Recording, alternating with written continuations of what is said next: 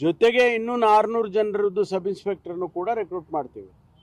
ಆಮೇಲೆ ಕಾನ್ಸ್ಟೇಬಲ್ಸನ್ನು 15,000 ಹುದ್ದೆ ಖಾಲಿ ಇದೆ ಈಗ ನಮ್ಮಲ್ಲಿ. ಅದನ್ನು ಕೂಡ ಹಂತ ಹಂತವಾಗಿ ಮಾಡ್ತೀವಿ. ಇನ್ನೊಂದು ಬಹುಶಃ ವಾರ 15 ದಿವಸ ಅಥವಾ ಸೆಷನ್ ಆದಮೇಲೆ ನಾವು ನೋಟಿಫಿಕೇಷನ್ ಮಾಡ್ತೀವಿ. ಫೈನಾನ್ಸ್ ಆಗಲೇ ಕ್ಲಿಯರ್ ಮಾಡಿದ್ದಾರೆ. 4,500 ಕಾನ್ಸ್ಟೇಬಲ್ಸಿಗೆ ರಿಕ್ರೂಟ್ಮೆಂಟನ್ನು ಪ್ರೋಸೆಸ್ ಪ್ರಾರಂಭ ಮಾಡಿದೆ. ಸರ್, ಮೊನ್ನೆ ಧಾರವಾಡದಲ್ಲಿ ವಿದ್ಯಾರ್ಥಿಗಳು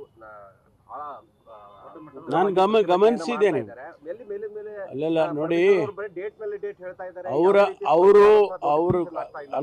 ಅವರು ಪಾಪ ಅವ್ರಿಗೆ ರಿಕ್ರೂಟ್ಮೆಂಟ್ ಆಗಬೇಕು ಅಂತ ಅಲ್ವಾ, ಇಲ್ಲಿವರೆಗೂ ಆಗಿರಲಿಲ್ಲ, ಅನೇಕ ಕಾರಣಗಳಿಂದ ಆಗಿರಲಿಲ್ಲ. ಈಗ ಅದನ್ನು ಬಗೆಹರಿಸಿ ಅದನ್ನು ಮಾಡ್ತಾ ಇದ್ದೀವಿ. ಏನಾಗಿದೆ, ಅವರೇ ಒಂದು ಬ್ಯಾಚ್ ಹೋಗಿ ಕೋರ್ಟಿಗೆ ಸ್ಟೇ ತೊಗೊಳ್ತಾರೆ.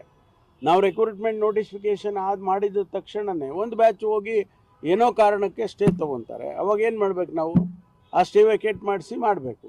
ಅದನ್ನೇ ಮಾಡ್ತಾ ಇದ್ದೀವಿ ನಾವು 2 ವರ್ಷ. ಈಗ ಅದನ್ನು ಅವ್ರು ಏನು ಕೇಳಿದ್ರು, ಅವ್ರು 3 ವರ್ಷ